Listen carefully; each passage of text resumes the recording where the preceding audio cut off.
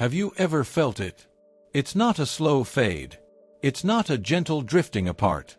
It is a sudden, powerful, and almost violent urge. The urge to burn every bridge. To delete every contact from your phone. To deactivate all your social media. To pack a small bag, walk out the door, and simply vanish from your own life. It is the sudden, overwhelming desire to cut everyone off. And it is one of the most terrifying and shame-inducing feelings a person can have. Because it often comes when you are surrounded by people you genuinely love. It is not a logical feeling. It is a primal one. And in its wake, you are left with a deep sense of guilt, asking yourself, am I a bad person? Am I selfish? Why do I want to push away the very people I care about? If you have ever felt this internal, scorched earth impulse, I need you to listen. You are not a bad person. You are not selfish. You are not malicious. You are a person whose nervous system has reached its absolute, critical limit. That sudden urge to cut everyone off is not an act of aggression. It is a desperate, primal, and deeply protective act of survival. It is the final, emergency shutdown sequence of a system that is about to collapse. Let's reframe this. Imagine your nervous system is the power grid for a major city. Normally, you can manage the energy flow. Feeling a little tired is like a brownout in a small neighborhood. You dim the lights, you rest, and the power comes back. But the urge to cut everyone off is something else entirely. This is a signal from a central power station that the entire grid is overloaded. Every factory, every home, every streetlight is drawing more power than the system can handle. A catastrophic, system-wide blackout is imminent. So the system, in a brilliant act of self-preservation, gets ready to flip the one master switch to prevent a total meltdown.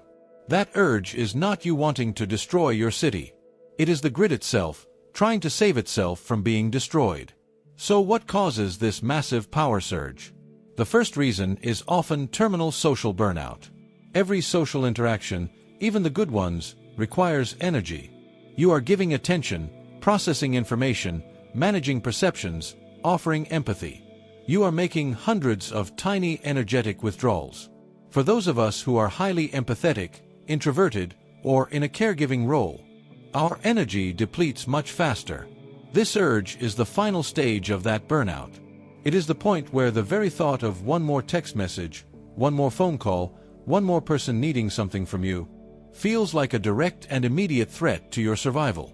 It's not that you don't care, it's that your well is so dry, even a single drop of expectation feels like an unbearable weight. The second reason is what can be called the Fawn response collapse. Many of us learned in childhood that the safest way to exist was to be a people pleaser.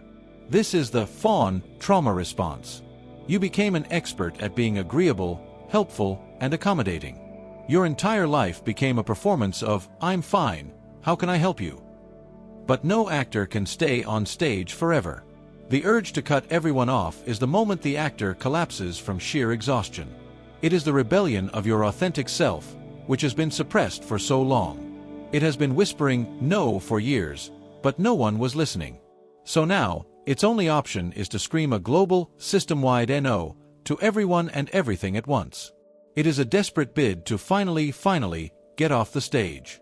The third reason is that this urge is often the sound of 1,000 unset boundaries finally exploding. Every time you said yes when you meant no.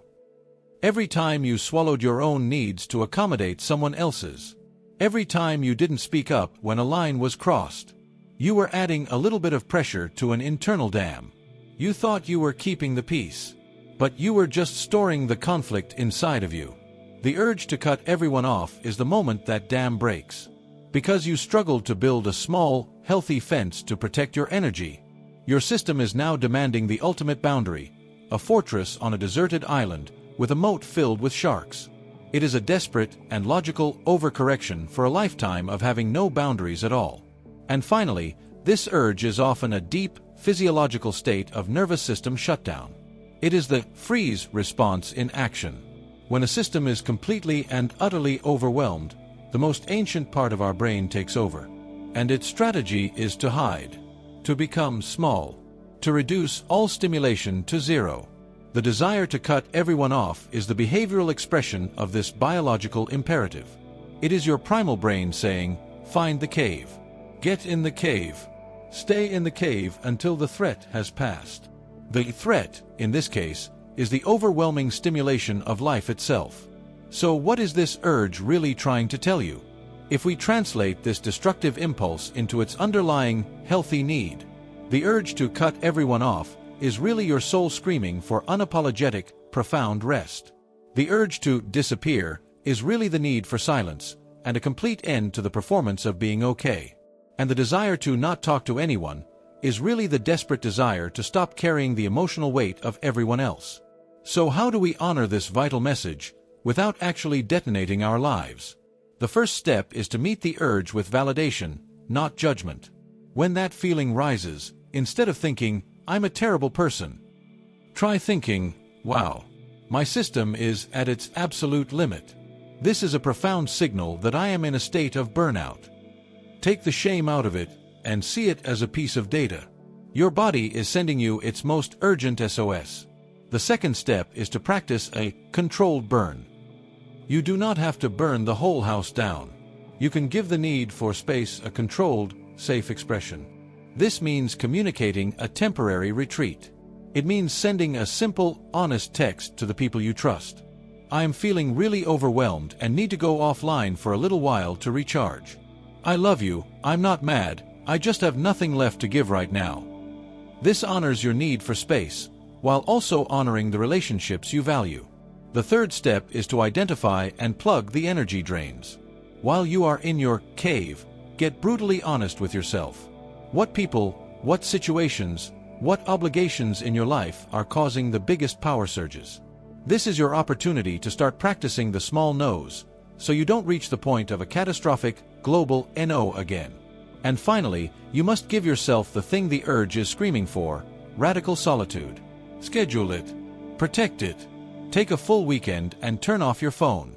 Take a mental health day and speak to no one. Sit in silence. Walk in nature. You must intentionally give your nervous system the profound state of quiet it is begging for. That sudden urge to cut everyone off is not a sign of your malice. It is a measure of your exhaustion. It is the language of a deeply sensitive system that has given more than it has. It is a sign that you have been a lighthouse for everyone else, and your own light has finally burned out. The journey now is to learn to listen to the whisper of your own depletion, long before it becomes a scream. To honor your need for rest not as a weakness, but as a sacred and non-negotiable part of being human. If this video was helpful for you, please show your support by clicking the like button. To continue this journey of healing, subscribe to the channel and turn on the notifications.